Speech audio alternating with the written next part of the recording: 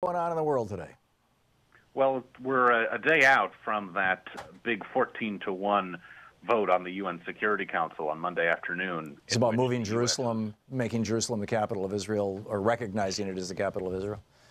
Yeah, and let's just be clear about what the resolution did. I mean, it wouldn't have been able to actually stop that move from happening, but it did express, I think the term was regret over recent decisions with respect to Jerusalem. So they were taking pains to not mention Trump or not mention the United States, but that was the new language that was put in there. And it's a yearly tradition at the UN for these sorts of resolutions to be brought up, and the only language that really changed from last year pertained to Jerusalem. So that's what the vote was on. And now we're learning that this is going to go up for a vote at the UN General Assembly on Thursday. Now, it would be non-binding, but it would just need 2/3 of the countries of the UN General Assembly, as in the world, basically, to vote in favor of sort of sanctioning or condemning President Trump here for this thing to pass. And it looks like the votes are in place. Turkey has been leading the international push to try and get countries to vote against or vote for this resolution in opposition to the United States.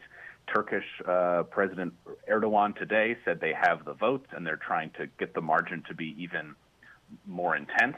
I think this is going to be an interesting vote. Of course, it's as I mentioned earlier, it's non-binding, but it is going to give us kind of the first chance to look at the way the landscape in the Middle East and around the world with respect to the Israeli-Palestinian crisis has changed in recent years, because there have been a lot of new dynamics. I mean, in the region, in the Middle East, you have seen the Saudis, the Egyptians, the Jordanians, and others opening up new back channels with Israel.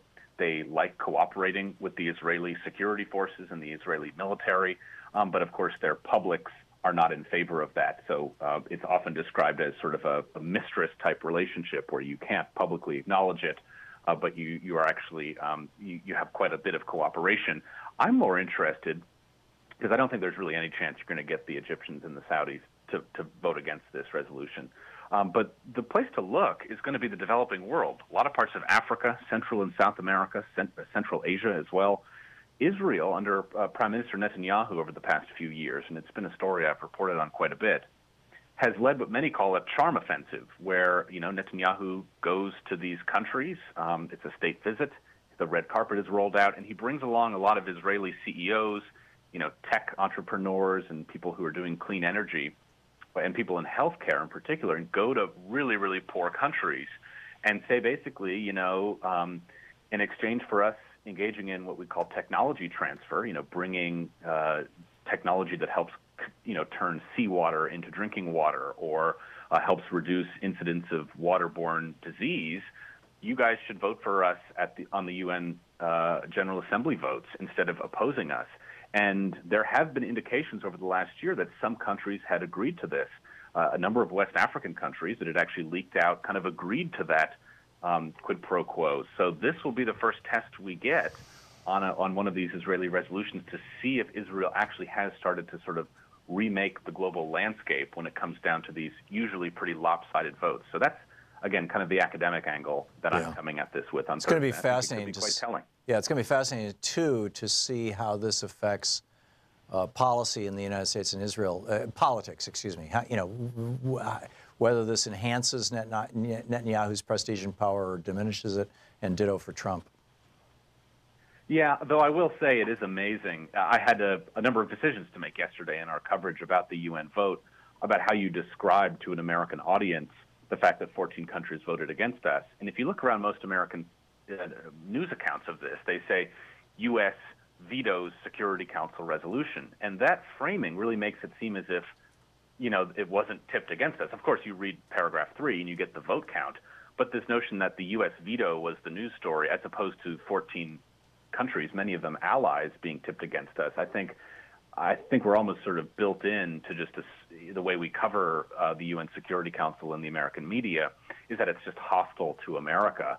And so I'm not convinced that, between the way this vote yesterday was covered and the likely lopsided vote against the U.S. and Israel on Thursday, I don't think it's going to really change politics too much in the United States. But that's just my hunch. Yeah, remarkable. What else is going on in the world, Luke?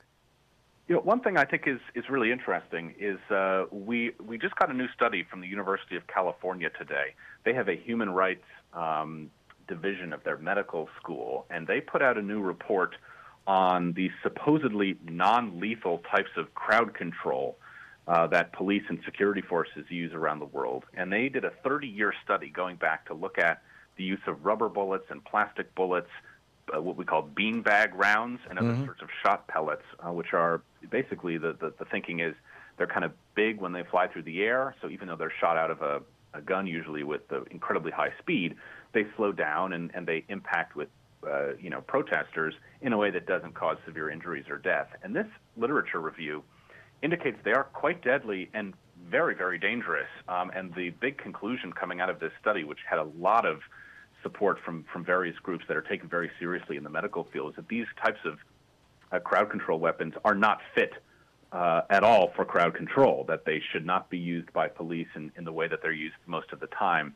And if they are to be used, should be used in very narrow circumstances, such as when someone is being arrested for doing something violent that is endangering other people directly, but not the kind of weapon that you'd want to bring in as police just to sort of disperse a crowd, which is often how they're used. Right. And as you go through this, it's a really damning report. They say basically police are supposed to fire these from far away, but that reduces their accuracy. So they're aiming for feet or legs, but they're hitting people in the neck and causing horrible injuries, or they're firing from them from too close, and these projectiles don't slow down, and they can cause organ damage or other sorts of really severe wounds. And so, again, we've seen 53 deaths from these sorts of weapons just over the past few decades, 300 permanent disabilities, and these researchers and doctors saying this is just not the type of weapon that should be used by police for quote-unquote peaceful means, because these weapons can be anything but that when they're deployed in real-world circumstances. Remarkable. Luke Vargas with Talk Media News Service. Thank you, Luke.